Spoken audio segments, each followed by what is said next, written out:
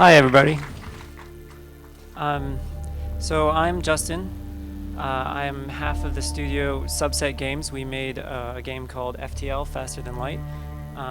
We have a lot more people we're working with than just the two of us, but a lot of the design and principles of our studio comes from Matt and myself.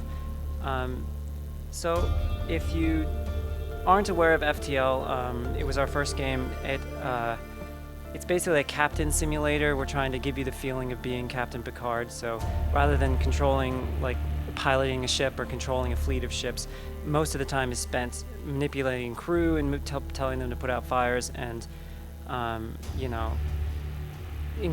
actually managing the power on the ship and stuff like that, and fighting spiders and whatnot.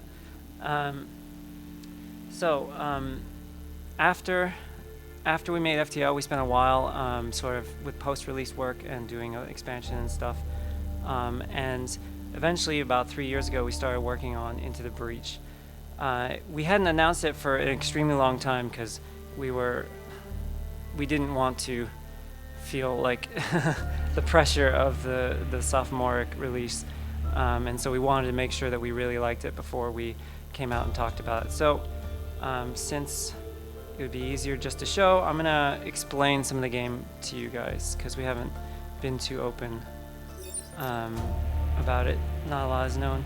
And just so you know, this isn't like a prepared talk. I just sort of threw up a bunch of slides on the plane, and I'm just gonna be rambling about game design. So I hope you guys are good with that. So we're good with that. Yeah, and also if you guys have questions or whatever, want to shout them out mid talk, that's fine. So since the primary interest in the game is the way the combat works, I'm just going to dive into it and explain some of the meta stuff later. The gameplay takes place over a number of islands that you fight in. In each island that you're trying to protect the corporation that runs that little corporate nation state. It's broken into different missions, and in each of the missions are these little micro battles that that don't take a considerable amount of time individually, and we try to hasten that along by having a hard limit on the time as well, because you'll see, but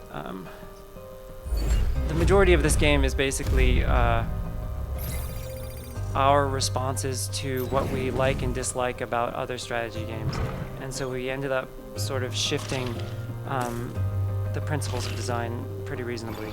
So for example, the game is also a heavy procedural, so I didn't prepare any save games or anything, so a lot of this talk is going to be based around what the game throws at me. So one of the core elements of the combat is, unlike every other or most other strategy games, where the developers are trying to come up with an AI to simulate another player. So it's like the enemy is trying to basically emulate being another person. Everything that the enemy does in this game is known to you beforehand. So for example, I know that this guy is doing an artillery attack, which goes over objects, and he's going to attack this tile right here. So for example, that's the only other enemy attacking right now. So I wouldn't want to do this, but if I just end my turn, for example, that enemy will resolve his attack. And he's going to land and hit on that tile. And of course, additional enemies emerge and stuff. So the game is broken into enemies prepare their attacks, then you have your turn to basically respond to those actions, those intended actions. So the game often ends up you're trying to use the enemy's attacks against themselves, or you're trying to manipulate their situation rather than just a pure beat down the enemy before they beat down you. If you treat the game this way, you will lose, just if you just try and kill everyone. So this specific mission, I have this extra artillery unit guy here, but the primary squad, especially that we start people with, is these three mechs. This guy is a punchy guy. You can see in this little tooltip that he damages and knocks an enemy back. This guy also damages and knocks an enemy back, but he's a tank, so he shoots a projectile. And this guy's an artillery, which is one of the more interesting elements in the game. So, very simply, this little support unit in this mission I'm going to use to kill this guy. But meanwhile, this guy is still living, and he's going to be attacking this building. The other thing I haven't mentioned is you don't lose the game by losing your mechs. You lose the game by having the city be damaged sufficiently. So this game largely stemmed from watching movies like Man of Steel and stuff, where the whole city gets destroyed and literally nobody gives a crap. It's like, oh, look, explosions. So we really wanted to make this sort of mech versus monsters where the city destruction is the utmost importance. It's the thing that you need to care about. So let's say this guy, he's locking down my mech with this web, which means I can't move. However, I could attack from that position, but I'm gonna move my tank over here and push this guy out of the way. So when you push units, now what's happening? He's going to be attacking this empty tile. So they basically have their intended actions, which is relative to where their position is, and then they'll reserve it when I end my. They'll execute it when I end my turn. So this is how a lot of interesting situations of like pushing an enemy to being able to attack another enemy, or just generally help you in that sort of thing. Like I was saying before, with this artillery mech, what he does is he damages one tile and pushes. Oh, I shouldn't do that, but maybe it's a good example. So, so his attack, if I try and aim and try and attack this guy, it won't actually kill him. It'll do 1 damage, as noted by the number, and he has 2 health. However, if I attack this tile, it's going to push him away 1 tile up, which will then mean he'll be attacking me instead of the building, and it'll kill me, so I don't want to do that.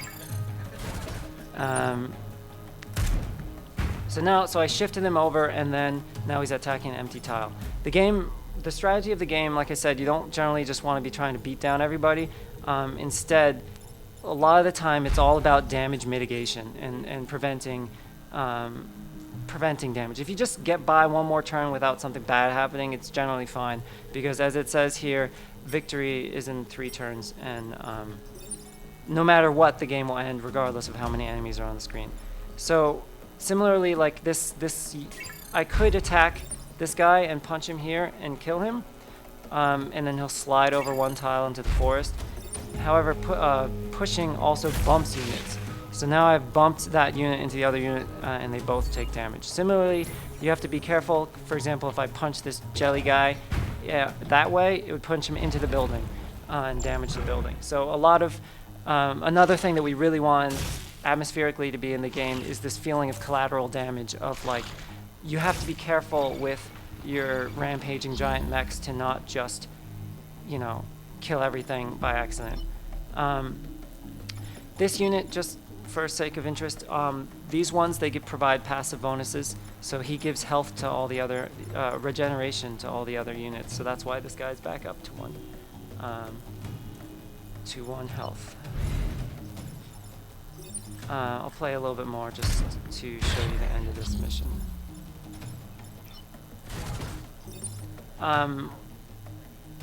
What's that? Yep, so for example, in this situation, if I had no other option, I could attack my own mech to push him out of the way, to break that web, so now he can move and do whatever he wants. I don't want to do that. So a lot of the interest in this game when you're playing it comes from these sort of aha moments of more complex strategy than you were expecting. For example, like the first time that you, instead of trying to damage a unit, you push them into water and they drown. That's kind of ooh. And then the first time that you, like I said, attack your own unit to be able to push them 1 more tile to have them do something particularly interesting, like that's like a pretty significant positive feeling. So for example, here's a good situation. I can, by attacking this unit who has 1 health, I'll push my own mech into this guy, damaging both the mech and the guy. But I finished them off, which is a pretty big deal. A lot of the time, similarly, I didn't mention it before, but one mechanic is these forests light on fire when they're damaged, which provides a damage over time effect. One thing that this scene doesn't illustrate, but it's important to know, is that you can see the sort of order of operations of the enemies at all times. So in the upper right corner here, you could see first fire damages, then the enemy's attack, then the enemies emerge if there are any. So a lot of the times this is important, like if an enemy is attacking another enemy, does he kill him before that other enemy gets to attack off? So like once you start to get used to the game, it gets really complex really fast in terms of the amount of things that you're trying to keep in mind and remember at all times. Case in point, fire damage occurs before enemies act. So for this guy will burn before he is able to attack. So I'll go into it later, but one of the things that we're really big on is complete clearness of information. We want you to be able to know absolutely everything and make very educated decisions at all times. I rescued a pod early on, I didn't mention it. This game, the storyline is that these mechs and their pilots are all time travelers. They're constantly going back in time to try and save the world after failing however many times. And that is an interesting storyline, and it's also just very practical because the way you play the game, like FTL for example, you play the game, you lose, and now you're back at the start again and you have more information, but that's kind of weird. So we try to build the way that you actually interact with the game into the narrative of the game, which is fun. So I guess, actually let me go back out here. Good job everyone. So like I said, the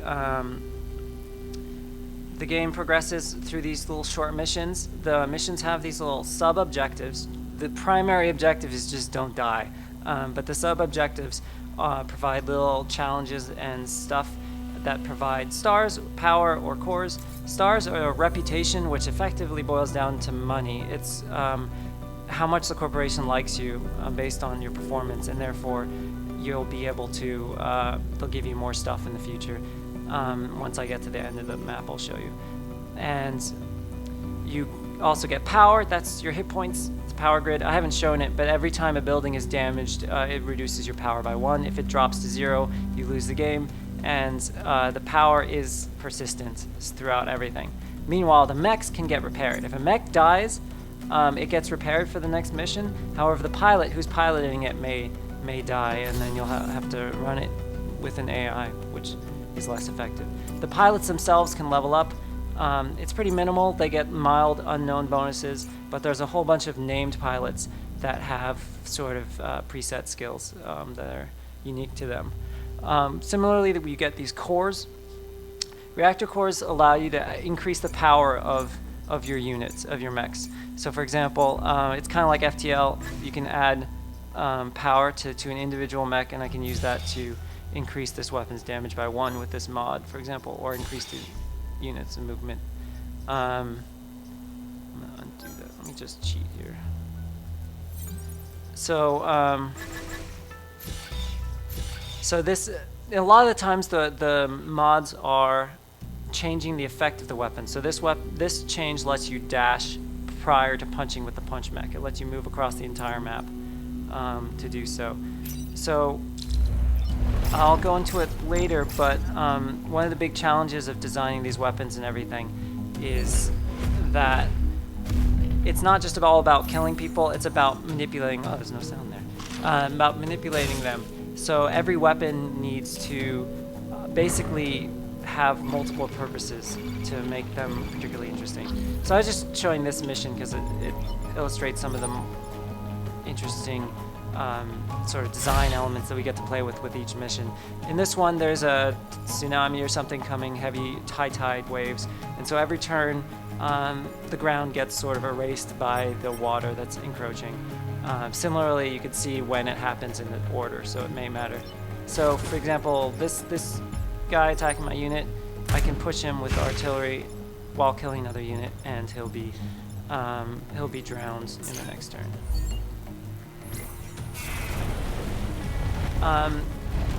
So a lot of the missions involve these random elements. The maps are handcrafted.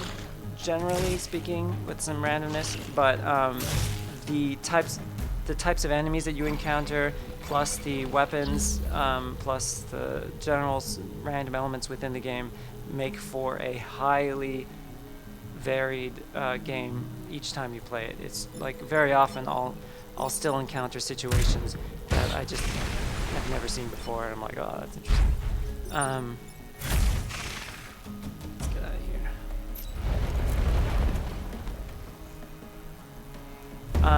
Can I interrupt with one of those questions you were talking about? Go for it. It looked like the enemies, like the cities are like truly collateral. Like the enemies rarely target them intentionally. Like they're usually trying to attack your mechs. Was there a version at some point where it was like more like an escort mission or something? It's like you got to protect the cities and they're coming for the cities on purpose, or? So the AI in this game they're pretty dumb in terms of like what their decision making is, and we kind of just tried to make a game that would be fun even with the AI being dumb. If you just you can tweak it more, I guess, to make them just prioritize attacking buildings, but we found that just being able to have them choose their targets in a varied manner, so it shifts between each turns, is more compelling in the long run. Because if they just try and do the same thing over and over again, you'll end up having the same solutions every time. So at the very end of each island, there's a sort of boss, little mini boss that you fight. This one is this guy that just sends out just tons of spiders, because, you know, giant spiders.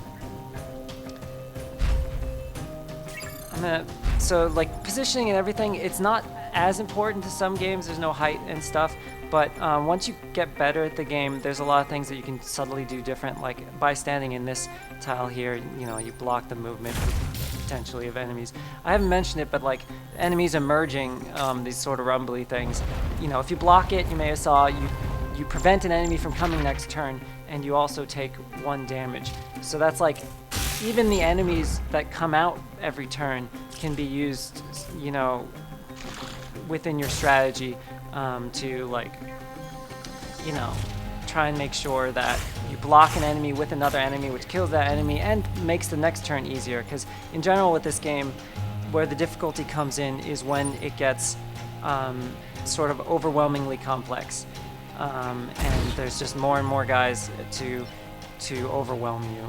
That's generally where the game is hardest.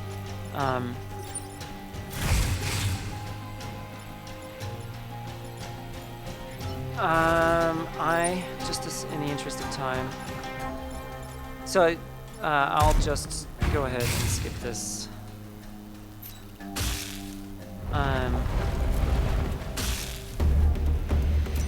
Yeah, it's totally easy. This guy's, you know, they're awful.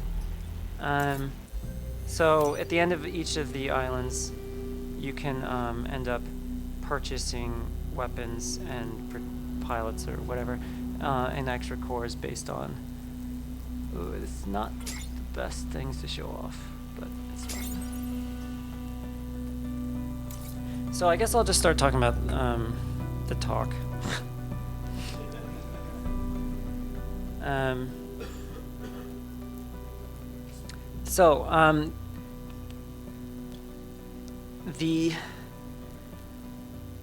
was trying to think design-wise, what are the sort of principles that we came to with this game?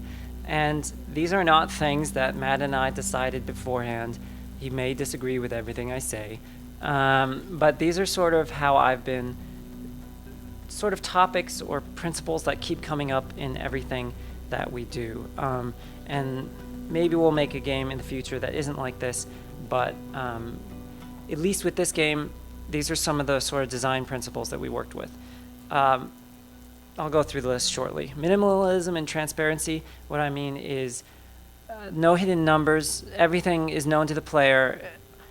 Additionally, minimalism, like, I'm not a big fan of nested menus. If you can have everything on one screen at all times, that is best case scenario. Not always possible, but so if you can shift everything around to work and be so clear and so small and concise, that would be a complete success.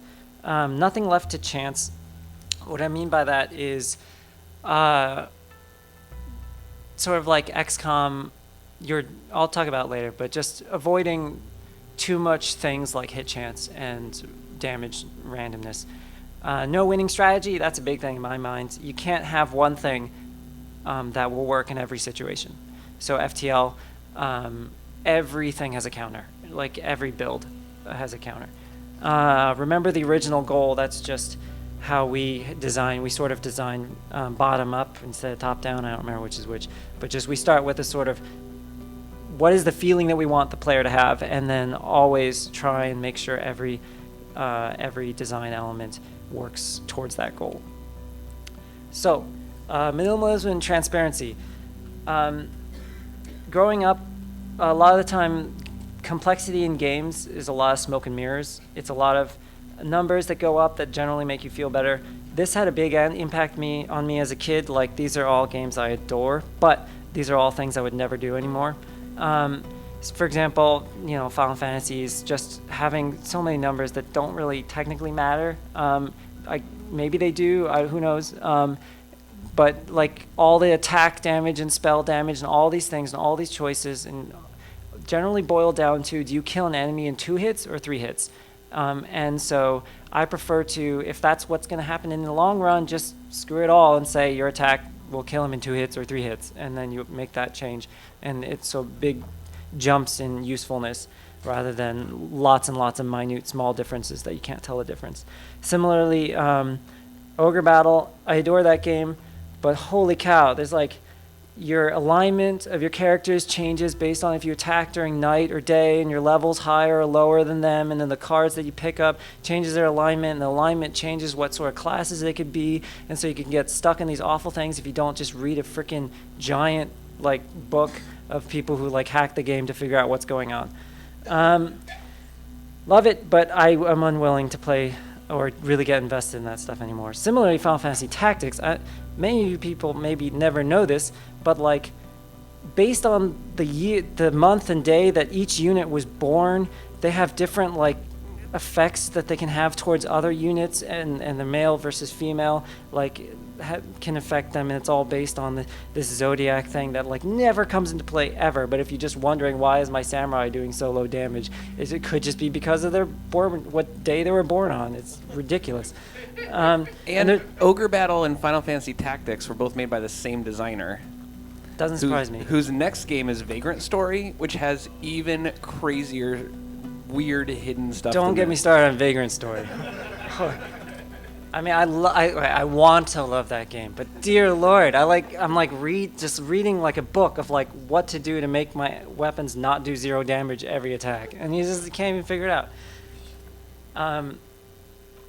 Side note, but the Kickstarter for their game that got passed off and is really awkward, but like the new guys that took on their game, the spiritual successor of Final Fantasy Tactics or whatever, like the design docs they were talking about are just like, none of these things make sense, and nothing's connected, and we don't know what to do.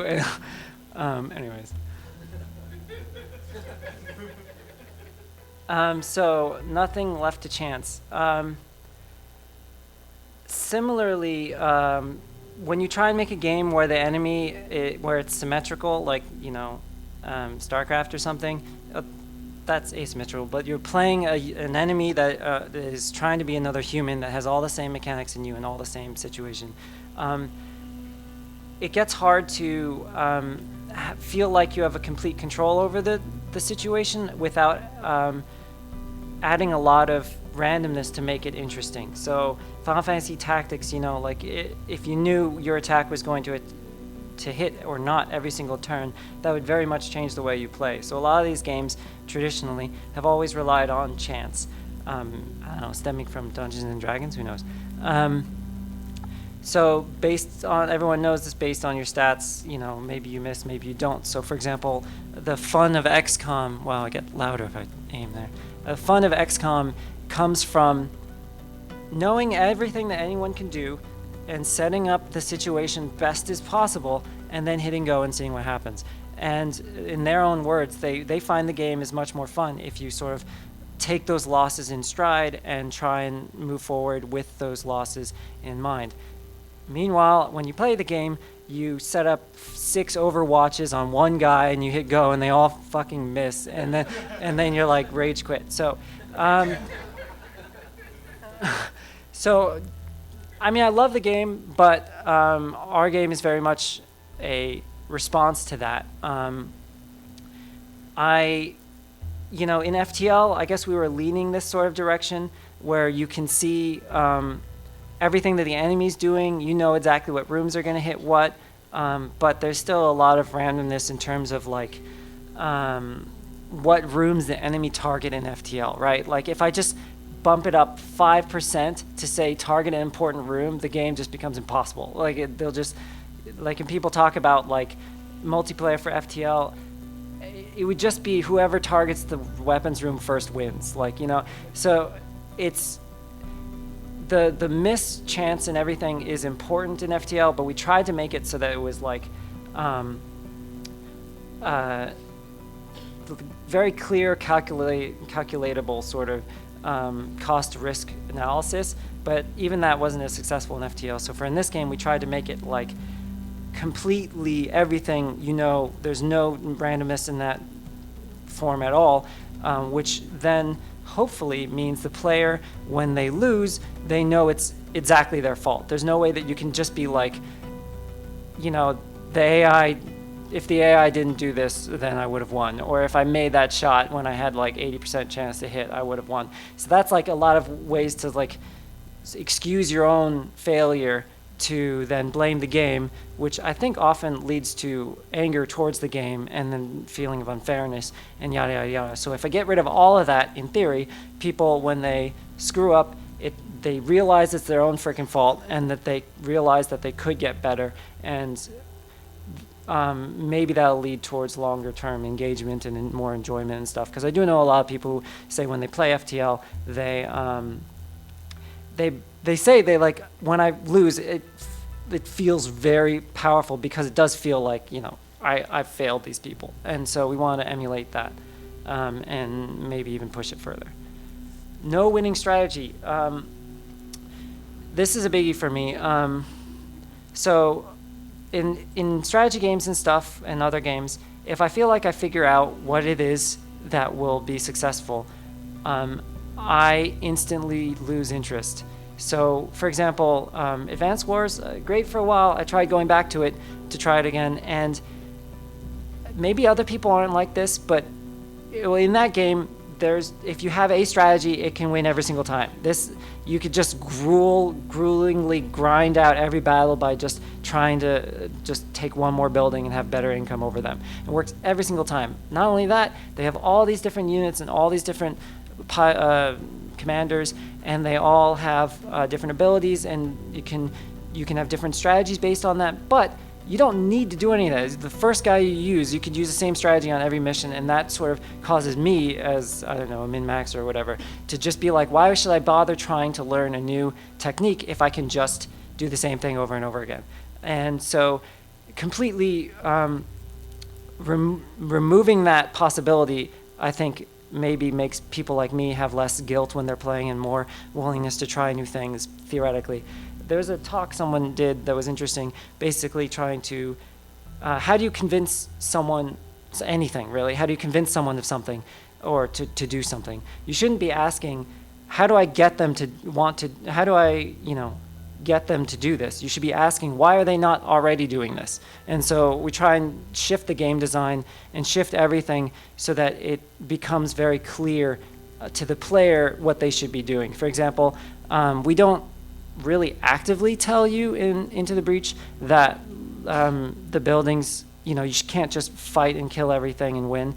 But if you do that, you'll lose, and you will lose fast. So that it should be pretty clear that the building's defense should become the highest priority. Similarly, like FTL, like I was saying, there's no particular, you know, this images of a ship that has no shields in the the pulsar, which disables shields. So like the ship that may have no shields, which is very problematic in most situations, there's always counters for it. Into the Breach, I believe we're pretty successful just by virtue of the variety of enemies and the variety of situations. There'll be some unit that just dominates in a specific mission and is just a complete liability in another. Maybe I can show you if I have that unlocked. Oh, it's not coming up.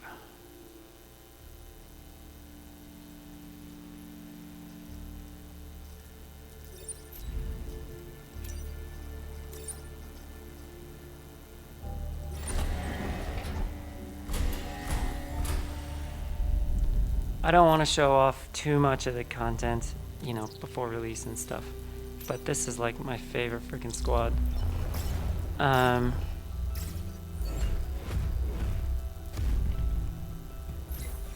So this one, you know, the other first squad I showed you is pretty straightforward in terms of it's about pushing and damage and using units to push and damage.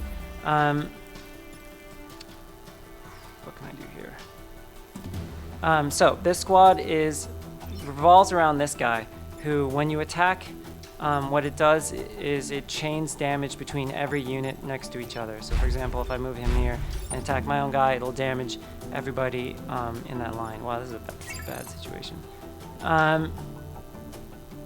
So this unit is great for like clearing massive squad enemies. But for example, I'll show you why this mission, where you're trying to protect this train as it moves across the map, and it's moving every turn, and you can't see it. But in this situation, he's just going to crash straight into this guy and die. So you generally want to push them out of the way and figure out how to let him have his way to the path. So this guy throws a rock. You know, that's cool. It blocks that projectile, and B, pushes that unit towards a place where I want him to be. Oops, did this backwards. Ooh, I'm not actually going to be able to do that. Anyways, so this guy shoots a grapple, doesn't there? So in this mission, for example, now I set it up so I can hit every single enemy with the chain attack, which is like freaking awesome. But it also destroys the train. So it's like, there's so many situations where you're like, I have the best build possible, there's no way I can lose, and then you get thrown a curveball and you're like, oh well, shit.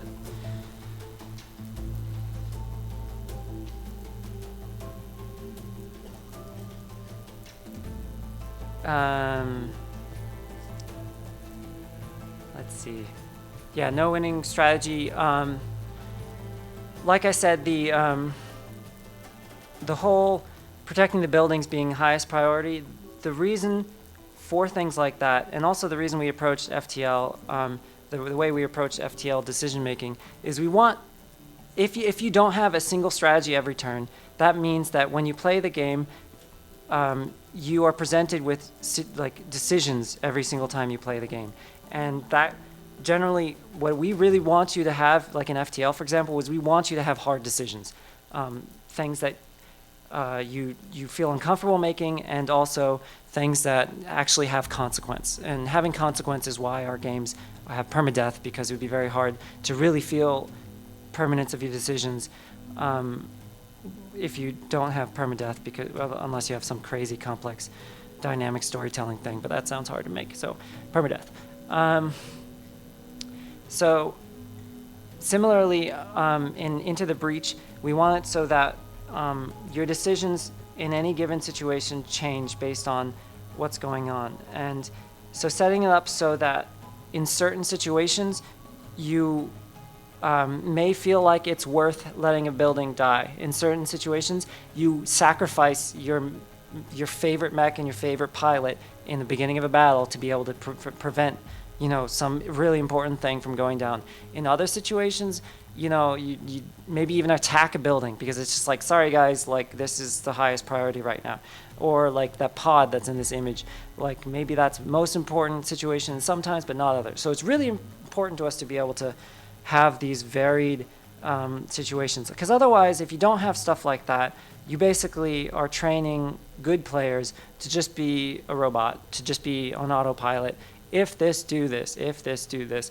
And once you throw these curveballs at them, it makes the game feel like I don't know, more powerful because you shake them out of whatever predetermined decision-making loop they were in. Similar with an FTL, we don't want you to keep playing the same strategy in terms of like the same ships or the same mechs and stuff. And each of the squads in this game, like you may have seen from that one, the way they play and the way what their priorities are shift dramatically, and that's really to make sure the player never gets stuck in one way of thinking. And you know, like I was saying, I feel like that's the default state for a lot of people, is not to try something new if they know something works. So you really have to force them to try something new. In FTL, it would be like a weapon or whatever, or but even in FTL, we had a lot of trouble to be like, guys, it's okay, try using drones. And people would be very, very resistant to that. Similarly, that sort of principle bleeds into every aspect of design. So for example, the strategy map and the way it works, it's incredibly minimalistic in the final game that we have now. But it was a lot more complex. Well, it's already 12. Than in our previous iterations. But even in the simplistic version, it was high priority for us to have the player have different priorities based on what's going on. And it's pretty simplistic in terms of it's just resources that you get and objectives that you get. But I even myself find situations where I don't just default to get the thing that gives most money every single time. So I feel like we, in my mind, succeeded in that. But that took a lot of iteration to figure out how that boring like mission selection thing could be interesting, at least in rare situations. Remember the original goal, pretty simplistic. FTL, you know, it's just to be a captain. And so if you add something to the game that doesn't feel like that, you gotta get rid of it. And that was the same case for Into the Breach. Every single mechanic had to at least positively move towards our general principle of design, or not. If it doesn't, then just get rid of it. We maybe cut like a year and a half worth of development content on this game from things like this, of just, this isn't working, restart, think from the beginning. And so this is a style of development that only small teams can have the luxury of doing. A large team can't cut a year's worth of work. But it allows us to stay agile and figure out what it is we want the game to be in the long term. Like FTL, like the actual details of the way the map could work, like it could have been defending one city, it could have been whatever. None of that really matters to us as long as it fulfills that original goal of giving that atmosphere and stuff to the player. So I don't really need to recap. It's pretty recent that we all talked about this. Does anyone have any questions while this is on screen? Any questions for Justin? No. No environmental stuff will largely damage buildings. There's a lot of things, subtle things that we do in the game, like the way the maps are designed to just not have problems like that, where things are out of your control. So all that was the sort of build up to what I was actually going to talk about, which is how I design weapons. But being that it's already 12, what do you think? We probably have to switch over to VR stuff. I don't know. What's the fastest version of the weapon design talk? Sure. I'll just babble. Just give you some very basic. How can I do that? So, I gotta close this.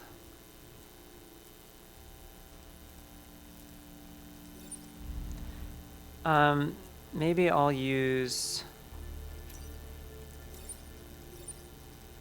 this to illustrate my point very quick. So this guy, I'm not showing his squad, but I'll show the way his mechanics work.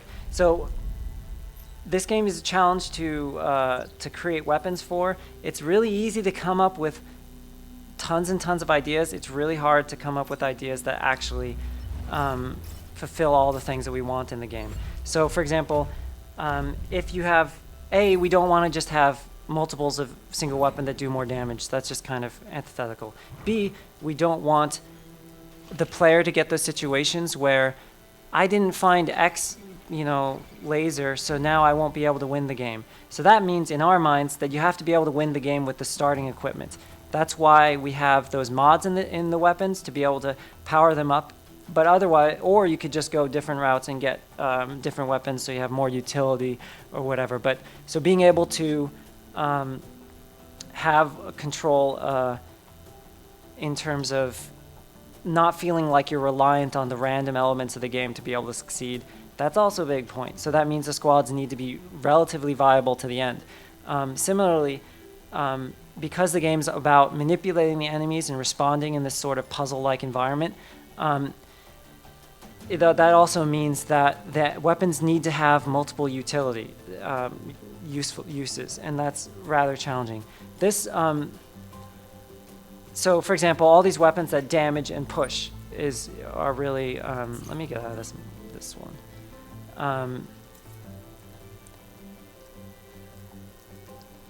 Damaging and push, that's the easy way to do that, but there's only so many ways you can do that. So there, every weapon needs to have these multiple uses, otherwise it's just, there's no choice in the game. You're just doing the same thing every single turn. So what we ended up doing is trying to make sure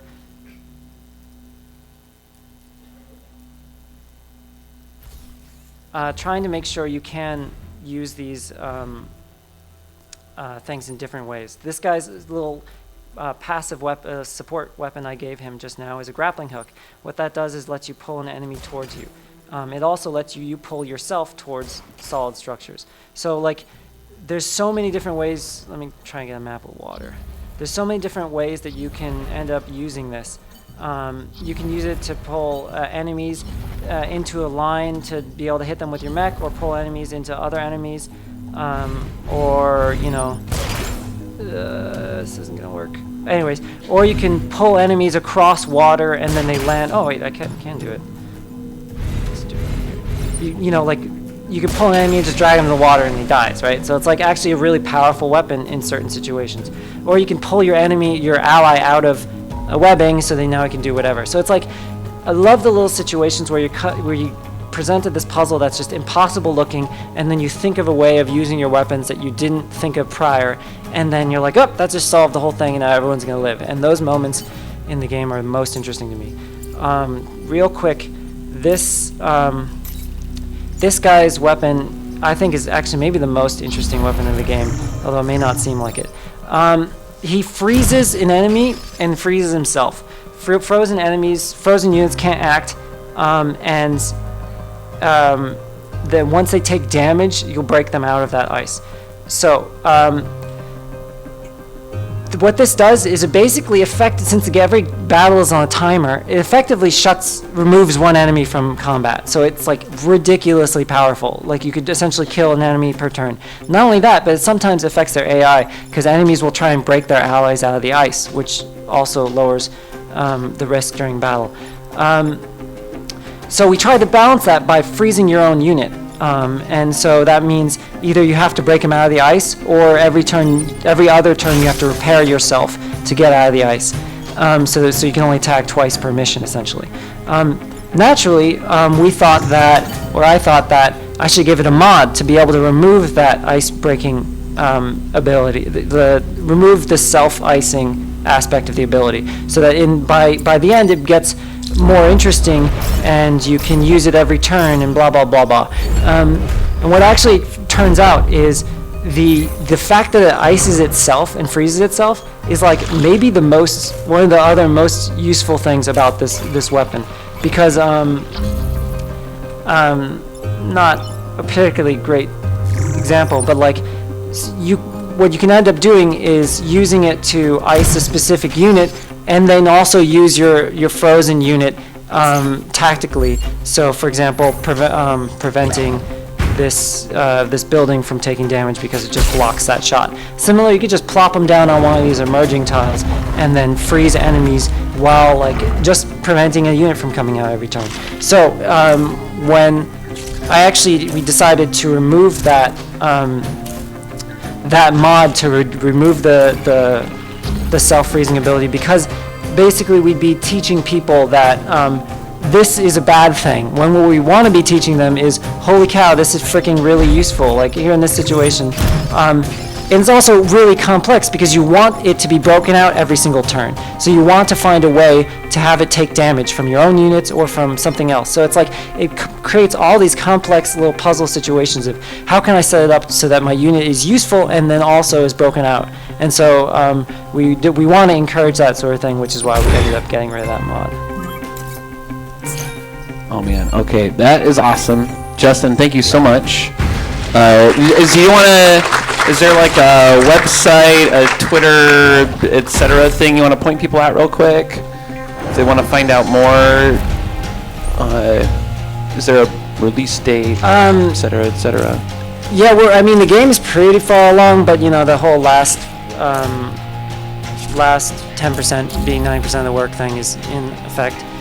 We're aiming for early next year. It shouldn't be too long now. And you can find our company's Twitter, Subset at Subset Games. Mine is at JarMustard. Website subsetgaming.com. Game's called Into the Breach. Will be on Windows first, then Mac, then Linux, then who knows. Thank you so much, Justin. Yeah.